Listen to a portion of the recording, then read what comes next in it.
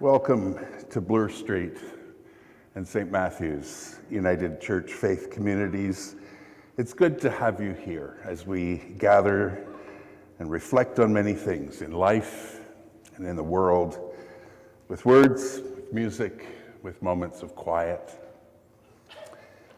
Here are a few words of poetry that gave me pause this week while working on our sacred jazz gathering that's coming up on Saturday, April 5th, and that's for all of us, both of our faith communities, your neighbors, friends. It's going to be amazing, leaning to the light with jazz music, poetry, and readings, brief reflections in the parlor. As I was reading through some poetry, I came upon this very short one by Mark Nepo, a New York poet and spiritual director. His poem is called Language, Prayer, and Grace. Language is no more than the impressions left by birds nesting in snow. Prayer is the path opened by a leopard leaping through the bush. And grace is how the water parts for a fish, letting it break surface. Language, prayer, and grace. So welcome to this place of nesting and leaping and breaking through surfaces. I'm glad you're here, whether you are on Zoom or here in the sanctuary, because what happens as we gather and as we're met by God's Spirit in this place will be different because you're here, because you're a part of it. And as we gather to worship, we recognize that we have assembled on land that is sacred, a traditional gathering place for many indigenous peoples of Turtle Island. To show respect for the history of stewardship and relationship with the land and its creatures, we acknowledge that we gather in the territory of the Huron-Wendat, the Petun, the Seneca, and the Mississaugas of the Credit. May we live in right relations. And also, as we gather in this season of Lent, and as we become aware of our sometimes difficult journeys of faith and life, we know that God's presence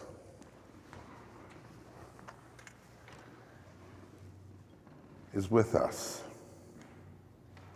God's Spirit is among us. And so we light this candle as warmth, as love, and as light for our path, as a symbol of God with us, reminding us that we're not alone.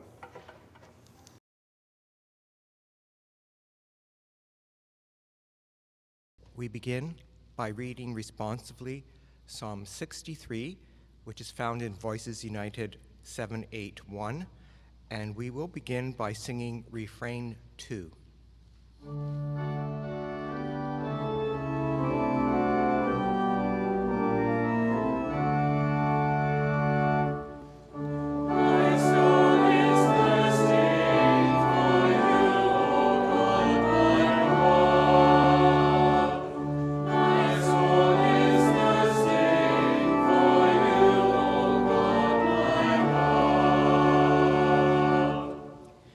You are my God, I long for you from early morning. My whole being desires you like a dry, worn, waterless land. My soul thirsts for you. Sanctuary, let me see how mighty are your works. Your constant love is better than life itself, and so I will praise you. My soul is thirsty.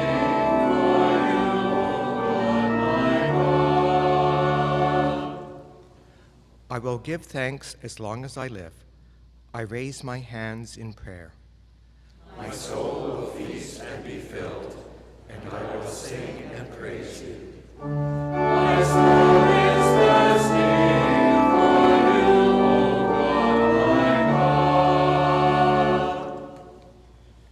As I lie in bed, I remember you, O God. I think of you all night long, for you are my constant help. In the shadows of your wings, I sing for joy. I cling to you. Your hand keeps me safe. My soul is thirsting for you, O God, my God. Today's gospel reading from Luke refers to two events that were probably familiar to ancient audiences. The details, however, have been lost to time, for Luke is our only source of information about these tragedies. One is an instance of state-sanctioned terror. The other is a random accident. Both saw people killed with little warning and for no apparent reason. Jesus indicates that the victims did nothing wrong to cause their demise. Jesus then tells a short parable about a fig tree that is non-producing.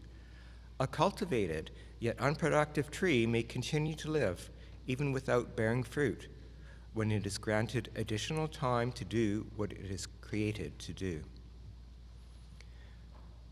Our gospel reading today is from Luke chapter 13, verses 1 to 9. Some who were present on that occasion told Jesus about the Galileans whom Pilate had killed while they were at worship, mixing their blood with the blood of the sacrifices on the altar. He replied, "Do you think the suffering of these Galileans proves that they were more sinful than all the other Galileans? No, I tell you, but unless you change your hearts and lives, you will die just as they did. What about those 18 people who were killed when the Tower of Siloam fell on them? Do you think they were more guilty of wrongdoing than everyone else who lives in Jerusalem? No, I tell you, but unless you change your hearts and lives, you will die just as they did." Jesus told this parable. A man owned a fig tree planted in his vineyard.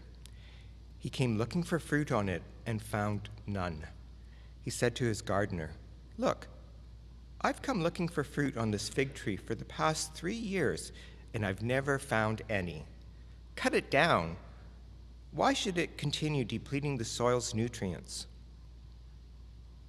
The gardener responded, "Lord, give it 1 more year, and I will dig around it and give it fertilizer. Maybe it will produce fruit next year.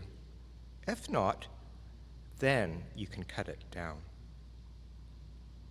In this reading, we hear God's voice. God is still speaking. Thanks be to God. One of the things we're learning to do with the work of the transition team at Bloor Street, and it's a challenge that all faith communities face in these days, is how to ask better questions. Which sounds straightforward, but it's not.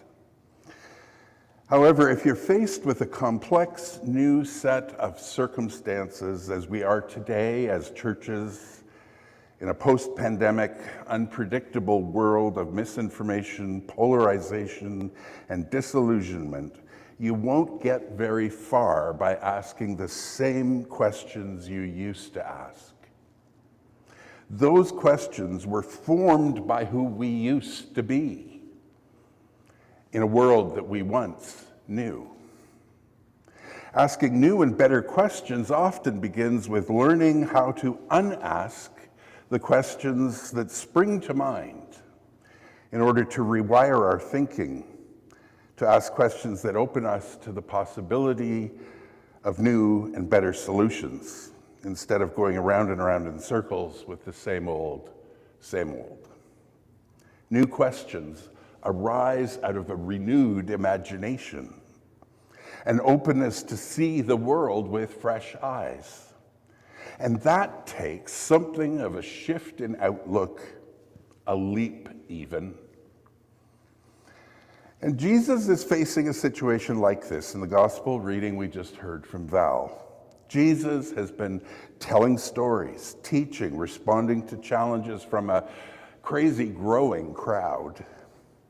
And some people pop up with a news flash about the latest Roman carnage, ripped from the headlines, the senseless murder of a group of Galilean pilgrims.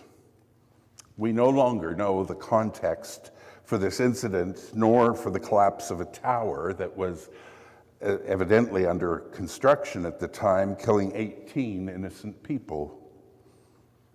Judging from Jesus' response, the scene prompted a finger-pointing question, that whether these fellow Jews died cruelly by Pilate's order or tragically by an accident, they must have been guilty of something in some way to bring it on themselves, right?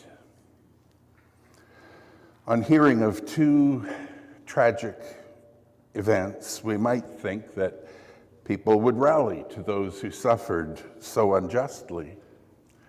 But instead, it seems they play the blame game that we still hear today. Someone suffers, they must have done something wrong. They must deserve it somehow. The U.S. theologian Wendy Farley is insightful here and clear. She writes, "One of the most terrible beliefs of Christianity is that God punishes us with suffering. It is a belief inflicted on grief-stricken or pain-ridden individuals to justify their suffering and on groups to justify their continued oppression. The association of suffering with punishment denies the right to resist suffering. This sadistic theology conspires with pain to lock God away from the sufferer. But we do it to ourselves too.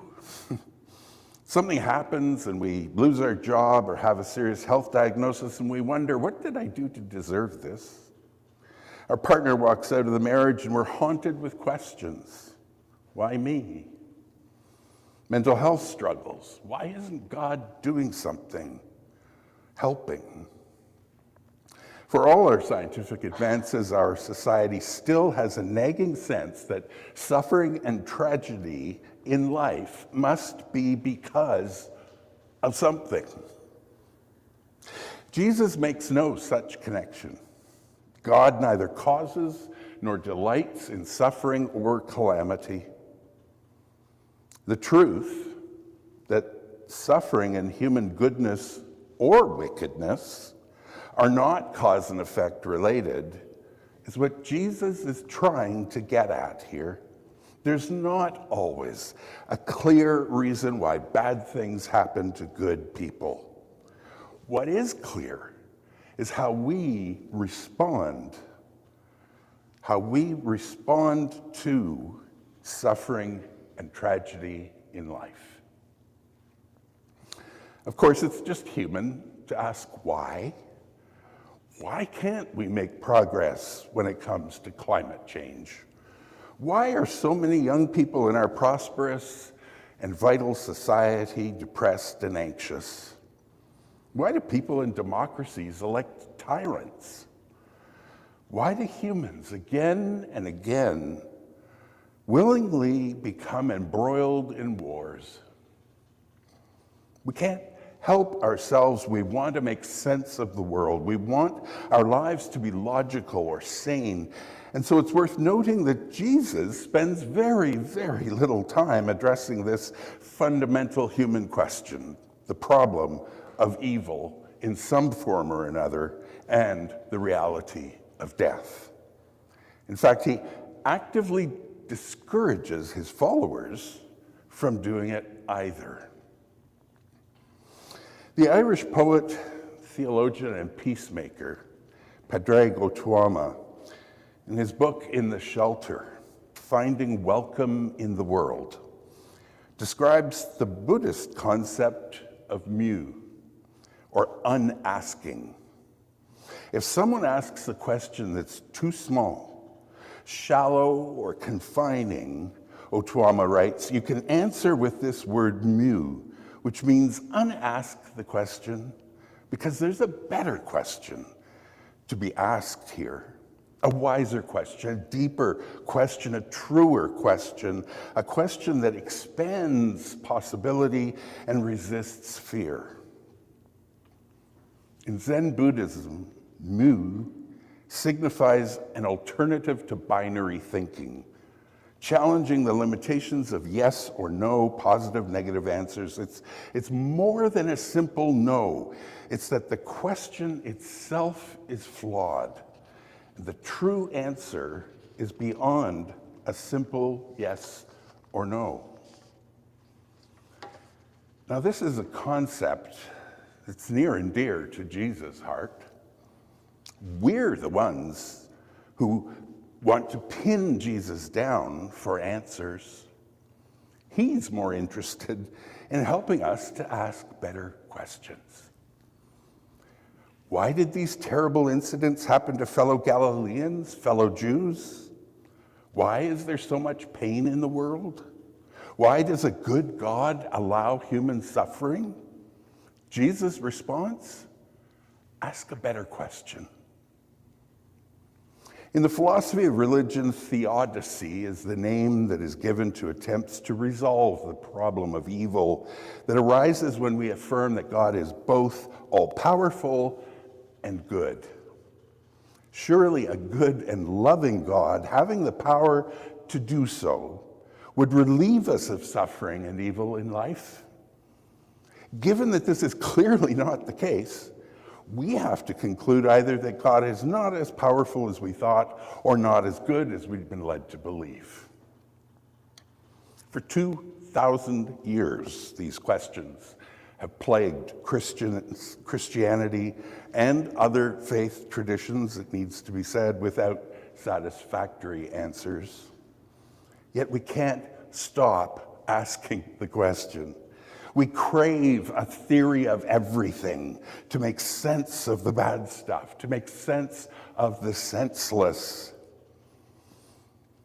As Luke makes clear, the people who come to Jesus with this news bulletin don't approach him with a blank slate. They come expecting Jesus to verify their instinctive belief that people suffer because they're sinful, that bad things do happen to bad people. And today we use different language. But when the unspeakable happens, we have our defaults. Some will insist that nothing happens outside of God's plan, or the Lord never gives anyone more than they can bear. Non-religious people will say things like other people have it worse, or he died too soon, or, one of my favorites, she didn't deserve to die. These last two infer that there's either a timeline involved here that was violated, he died too soon, or that one can deserve to die, but the criteria were not met in this case. The problem with these responses is that they distance us from those who suffer. They keep us from recognizing and even embracing our shared reality, our common humanity. Suffering, tragedy, and death are just a part of life. Let's stop asking the questions that lead us to imagine otherwise. Mu, you're asking the wrong question. These same old questions lead us nowhere. Start over. Ask a better question. Go deeper. Be braver. Draw closer. Repent, which just means change your thinking. Reorient yourself in the world. Head in another direction. Okay, but what is the better question? If asking why won't get us anywhere, what kind of question will? Well, in typical fashion, Jesus addresses the problem with a story. A landowner has a fig tree planted in his vineyard. Jesus tells his listeners that one day the landowner goes looking for fruit on the tree and finds none. Incensed, he confronts the gardener. For 3 years, I've come looking for fruit on this fig tree, and still I find none. Cut it down. Why should it waste the soil? The gardener begs his employer for more time. Sir, let the tree alone for 1 more year until I dig around it, put some manure on it. If it bears fruit next year, well and good. If not, you can cut it down. What an odd story to tell. What on earth does a fruitless fig tree have to do with Pilate's heinous killings or with the engineering failure that toppled a tower? What is Jesus saying? Well, for one thing, I think he's saying engage in story rather than platitudes. Platitudes are flat, simplistic. Theories don't heal. And questions that lead to shallow responses aren't worth asking in the face of real human tragedy. But stories open up possibility. Stories include, they undo us, they transform us. Why did these tragic events happen? Okay, sit down. Let me tell you a story about a tree. And like so many of Jesus' parables, this cryptic little story leaves us hanging in the end. We aren't told what happens a year later. Instead, the story invites questions in several directions at once. So we might ask, in what ways am I like the absentee landowner, at a distance from where life and death are actually happening? How am I refusing to get my hands dirty, pronouncing arm's length judgment? Why am I so inclined to be on the lookout for waste and loss and scarcity in the world rather than potential and possibility? Where in life have I prematurely called it quits, saying this situation is hopeless, move on? Or in what ways am I like the fig tree, unenlivened, unnourished, unable or unwilling to nourish others? In what ways do I feel helpless or hopeless? What kinds of tending would it take to bring me back to life? And am I willing to receive such care and attention? Will I agree to change? Can I dare to flourish in a world where I have so far flown under the radar? And then in what ways am I like the gardener? Where in my life am I willing to accept Jesus' invitation to go elbow deep into the muck and manure? Where do I see life where others see death? How willing am I really to pour hope into a project that I ultimately don't control? Am I brave enough to sacrifice time and effort and love and hope into this tree, this relationship, this cause, this tragedy, this injustice, with no guarantee of a fruitful outcome? Churches not being fruitful today face this kind of calculation all the time, of course. More fertilizer, or when is enough enough? So it's important for us to really grasp the open-endedness of this parable. There are times when why is an important question to ask, but there are times when it's pointless and frankly not a life-giving question to take time over. Instead, can we imagine a deeper story, a better question, and then live a better answer as a result? When Jesus says, unless you change your hearts and lives, you will die, he isn't pronouncing judgment. His words are merely a tragic statement of fact. We will die. But this bad news can be good news in a way. If we can focus not on what lies outside of our control, but instead on what we do have control of, which is easier said than done.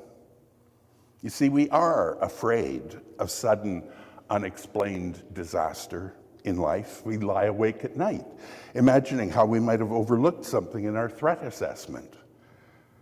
Jesus recognizes that vulnerability, that our fear opens up in us when tragedy strikes close. He says that it's not a bad thing to feel the fragility of our lives. Don't worry about Pilate and all the other things that can come crashing down. Terrible things happen, and often you're not to blame.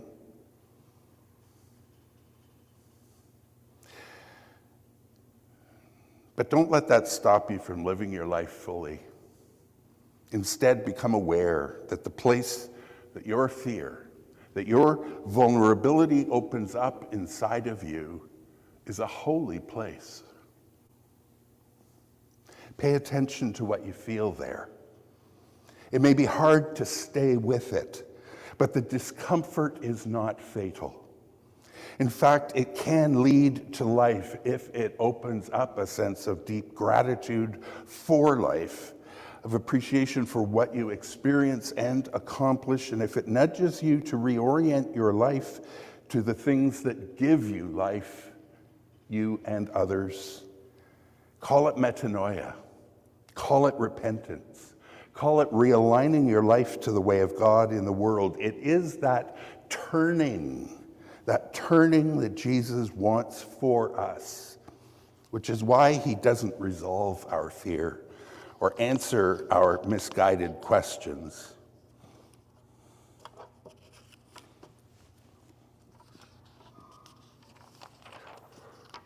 He leaves us in a place of awareness from which better questions will come with time.